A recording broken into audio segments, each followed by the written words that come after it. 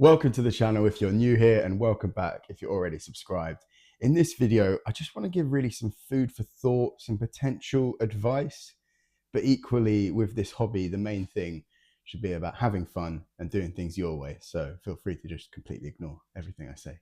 But in this video, I just wanted to give some food for thought really, because something I've learned along the way of my kind of first year and a half of being in this fingerboard hobby, this miniature skateboard hobby, is the kind of idea of being at the point I want to be at involves doing lots of combos of tricks. I think that's probably the same for everyone if they're looking to progress, is they want to be able to do a kick flip into a crooked grind, maybe change it to a nose slide, and then heel flip out, something like that, right? We all have these images in our heads of like cool trick combos that would just be effortless to do and would be really consistent. And so I kind of did a bit of thinking around that as like, okay, well, how are we going to achieve that? The first thing I always am trying to do in this hobby is push myself, not too hard, not to like put myself under too much pressure, but push myself to try new tricks and progress a little bit whilst also enjoying myself and having fun with the hobby, which I think really is the main thing to focus on, right? But something I wanted to talk about in this video was about going back to basics and not forgetting that.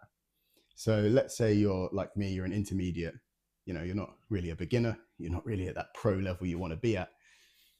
I kind of think something that's just kind of popped into my head, wanted to make a quick video about it, was I've started focusing more on flat ground tricks, which sounds kind of counterintuitive to those awesome trick combinations that we have in our heads. But I kind of thought, okay, well, if you're going to try a kickflip to crooked grind, well, one thing that would make that kickflip to crooked grind a lot easier would be to master the kickflip. That was not mastered. Let me try one more time. There we go. To master that kickflip. And it's something I'm working on. As you saw there, I completely missed the pop on that. And I think getting that consistency down with flat ground, for me anyway, is going to help me progress to do those really cool trick combinations that I have in my head and that I'd like to be at a level of in the future.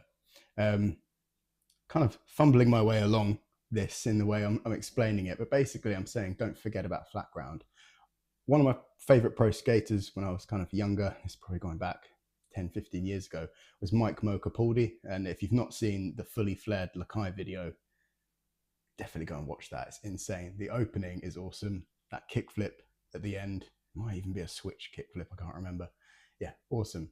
But I think one thing I remember, and yeah, let me know in the comments if I'm wrong and if I'm misremembering this, but I think Mike Mo mentioned that he spent a lot of time just mastering flat ground. And, maybe before taking it to like a set of stairs or a handrail or a ledge. And to me, it definitely shows in like, when you watch that fully flared video, he's really comfortable doing those tricks. And I guess locking into a grind, doing a kickflip into a grind is going to be easier if you know that kickflip, you've got that to the best of your ability. Long story short, that is something I'm trying to bring into my fingerboarding journey. And I wanted to just make a video to perhaps make you think about potentially going back to basics. If you're an intermediate looking to progress, don't forget about flat ground. And maybe that could look like 5 minutes of a warm-up session every other day, just flat ground. And you might find that then when you go to do that trick that you're trying on a ledge, or maybe you've even got a fingerboard park, that flat ground practice, I think, will come in real handy in the future down the line. So just wanted to kind of share that thought with you.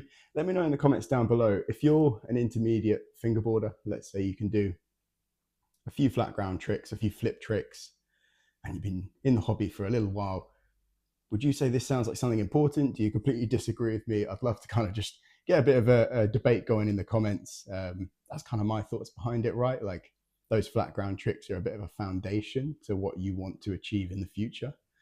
But yeah, interested to know other people's opinions. And also, I'm progressing myself in this hobby. So any advice, any other kind of ways of thinking to progress, I'd love to know. But yeah, I hope you enjoyed this kind of fingerboard waffle video. Really just some food for thought. But yeah, just wanted to make this video, put it out there as it was on my mind. It's something that I thought might help some people. Okay, well, I'll catch you guys in the next video.